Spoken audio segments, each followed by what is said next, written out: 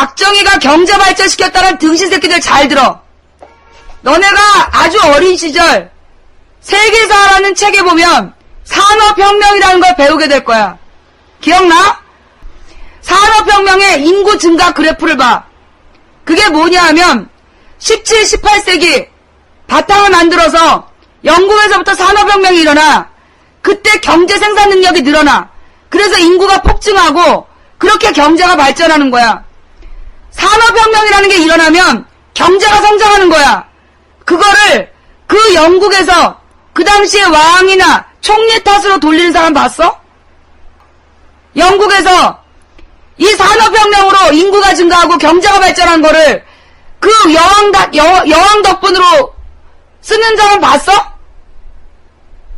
미국의 산업혁명 과정에서 경제 발전해.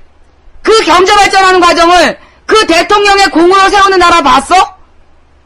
중국에서 자본주의를 도입하고 경제가 발전해. 중국 주석을 영웅으로 대접하는 거 봤어?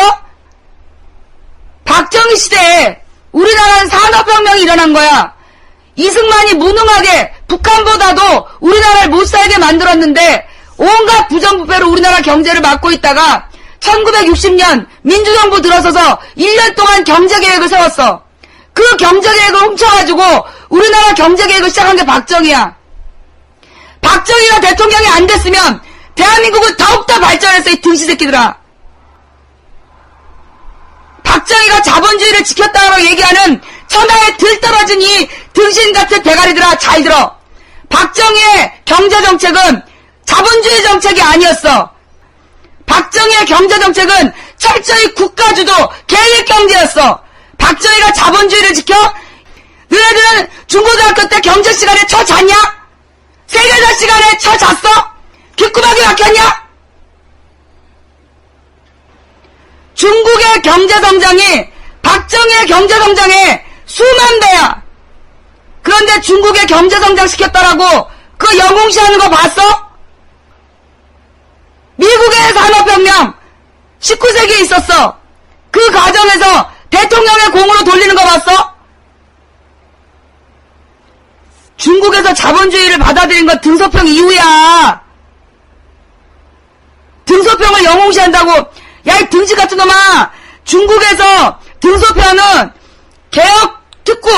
개혁특구를 만들었을 뿐이고 중국 공산주의를 포기한 게 1990년대야. 등소평은 흑묘, 백묘 이론 내면서 실용주의를 주장한 거고, 그래서 개혁특구, 그걸 만들어서 자본주의를 실험을 한 거고, 중국인민공화국이 중국으로 바뀌는 게 언젠지 봐, 이 등시 같은 놈들아. 80년대 말이야. 중국의 경제체제가 뭔지 알아? 사회주의 시장경제야. 사회주의 시장경제. 그게 뭔 말인지 알아? 생산은 자본주의적으로, 분배는 공산주의적으로, 이걸 보고 제3의 길, 혼합경제체제라고 그러는 거야. 무슨 정치가 공산주의야. 너 공산주의가 뭔지는 알아? 공산주의가 뭔지 알아? 공동생산, 공동분배 경제체제를 공산주의라고 하는 거야. 아이, 들떨어진 새끼들 진짜. 저런 새끼들이 모여 앉아서 박정희 전두환 찬양하지. 너네들 잘 들어. 가서 찾아봐. IBRD 보고서, 경부고속도로에 대한 보고서 한번 찾아봐. 박정희가 자기 고향을 위해서 경부고속도로를 놓기로 해. 서울에서 대전까지 내려가던 고속도로가 갑자기 휘어져. 그래서 대구를 향해 이렇게 가다가 구미를 돌아 대구를 쭉 돌면서 울산 근처까지 내려가서 부산까지 가. 경부고속도로는 S자형 도로야, 등시새끼들아. 그걸 만든다고 그러니까 IBRD라는 세계 경제 전문가들이 보고서를 보내. 니네 그러지 마라. 이미 한국에는 부산에서부터 서울까지 경부철도가 놓여져 있고 호남철도가 놓여져 있어서 뭐가 이 횡단 그 도로망은 구축되어 있다. 같은 돈을 들여서 국가를, 대한민국을 조직적으로 발전시키려면, 균형 발전시키려면 어떻게 알아? 철도와 철도 사이를 가로로 연결하라고 보고서를 냈어. 그게 김대중이 주장한 게 아니라 IBRD 연구 보고서 했나. 그래서 대한민국을 발전시키려면 경부고속도로를 놓을 돈으로 가로 세로 지금 우리나라의 전북의 최대 도시가 전주야. 경북의 최대 도시가 안동이야. 두 개 있는 도로 있어 없어? 없어 이 등신 새끼들아. 전주에서 안동 가려면 지그재그로 가야 돼. 광주에서 대구 가는 거 있어 없어? 있나? 그게 88고속도로인가? 88고속도로 가봤어? 88고속도로 달려봤어? 거기 고속도로가 1차선이야. 한 차선밖에 없어. 고속도로인데 가운데 중앙 분리대가 없어. 중앙 분리대가 없는 고속도로에서 추월하려고 길 건너면 그대로 쳐 죽는 거야. 그게 88고속도로야. 또 이 남해고속도로라고 있어. 남해고속도로 가봤어? 경상도 촌구석 도로보다도 후진 게 남해고속도로야. 내 시집이 경상남도 사천이야. 경상남도 사천의 읍단위 도로보다도 더 포장 안 되고 곳곳이 패여있고 길이 후진 게 남해고속도로야. 대한민국을 균형 발전시키려면 경부고속도로 할 돈으로 동서를 연결하는 도로망을 구축해서 바둑판 모양으로 균형 발전시키라는 게 외국인들의 조언이었어. 그런데 그걸 갖다가 기어이 경부고속도로에 쏟아붓고 그것도 위안부 할머니들, 강제징용 간 사람들, 그 사람들 배상금 안 받기로 각서 써주고 빌려온 돈으로 지네 고향에다가 도로 놓은 게 그게 경부고속도로야. 경부고속도로가 뭔지 알아? 서울에서 대전까지 갔다가 강남에 거쳐 대전까지 갔다가 대전에서 갑자기 휘어져서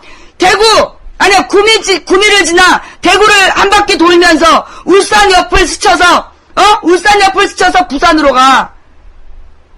그게 경부고속도로야. S자형 고속도로 봤어? 태어나서? 그 당시에 김종필이 그놈이 대전에 지역구라서 대전까지 고속도로 뚫어가지고 싹 돌아서 고속도로 낼 때 지네들 가지고 있는 땅 중심으로 고속도로 낸 게 그게 S자형 경부고속도로야. 그래서 김종필 때 대전 일대가 개발된 거 아니야. 한밭이라고 이름 없는 데를 그 대전을 개발해갖고 충청도 민심으로 13년까지 헤쳐먹은 거야. 경제를 발전시켜? 너네 사회교과서 봤어? 사회교과서에 보면 그런 얘기가 나와. 국토를 개발하는 방법에는, 국토를 발전시키는 발전 계획에는 종류가 있어. 첫 번째 거점 개발 방식, 두 번째 광역 개발 방식, 세 번째 균형 개발 방식. 박정희 전두환 찬양하는 니들 대가리에서는 도저히 안 나오는 얘기야. 들어갈 리가 없지. 그러나 사회책에 보면 국토를 개발하는 방식에 세 가지가 있다. 거점 개발, 광역 개발, 균형 개발. 그 중에 거점 개발이 뭐야? 후진국식 방식이다. 그 다음에 이 광역 개발이 이 거점 개발과 지역 균형 발전의 중간 형태다. 그 다음에 마지막이 뭐야? 지역 균형 발전 방식이야. 균형 발전 방식이 어느 식이다? 선진국식이다. 이미 도시의 발달에 대해서 전 세계에서 다 알고 IBRD라는 그 개발 세계 경제부흥개발은행인가? 그 사람들이 조언을 해주는 거야. 후진국이 나라를 발전시킬 때 어떻게 하는 게 장기적이고 발전적인가? 그걸 조언해 준 거야. 그런데 그 당시에 국토의 균형 발전이 장기적 대한민국의 바탕을 쌓는 길이다 라고 했는데 박정희가 쌩깠잖아. 수도권 중심, 남동인의 공업지역, 그 다음에 경북 중심 이렇게 개발했어. 이렇게 결론은 어떻게 됐어? 지금 서울 수도권 2,500만, 그 다음에 경상도 지역, 경상남북도 일대에 살고 있는 사람이 1,300만, 4,800만 인구 중에 3,800만이 경기도하고 경상도에 살아. 지금 우리나라 4,800만 인구 중에 서울 수도권에 2,500만이 살아요. 서울 경기도 일대에. 서울, 인천, 경기 이 지역에 2,500만이 살고, 대구, 경북, 그 다음에 마산, 울산, 창원, 이 경상남도 여기에 1,300만이 살아. 그러면 인구의 4분의 3이 경기도하고 경상도에 몰려 살아. 그래서 강원도, 전라도, 제주도, 충청도는 인구 희박지역이야. 알아? 왜 지금 전국이 이렇게 경제가 발전하지 못하는지 알아? 어디서 박정희가 경제개발시켰다는 개소리, 자본주의를 지켰다 개소리를. 박정희 시대는 산업혁명 시대였어. 국가주도 산업혁명. 알아? 국가주도 산업혁명을 이룬 사람이 비스마르크. 들어봤지? 비스마르크, 철혈정책, 히틀러, 그리고 박정희야. 독일에서는 2번 있었어. 비스마르크하고 그 19세기 비스마르크랑 그 다음에 20세기 히틀러 2번 있었어. 우리 남한에서 국가주도 산업혁명이 박정희 때 있었던 거야. 비스마르크하고 히틀러는 박정희보다 1000배, 만배 엄청난 발전을 만들었어. 그러나 어떻게 됐어? 걔네들은 지금도 영웅대접 못 받아. 독일에서 히틀러 자식이 나와서 내가 당대표 한번 해보겠다. 내가 독일 총리 후보 한번 하겠다 그럼 총 맞아 죽어. 알아? 독일에서 히틀러 자손이 나와서 내가 우리 아버지가 독일을 발전시켰으니 내가 대통령 한번 해볼래요. 총리 한번 해볼래요. 그러면 소리 없이 총 맞아 죽어. 알아? 비스마르크가 무슨 영웅 대접을 받아. 비스마르크도 철혈정책이라고 분명히 독일 교과서에서는 그의 독재 정치를 비판하는 내용이 들어있어.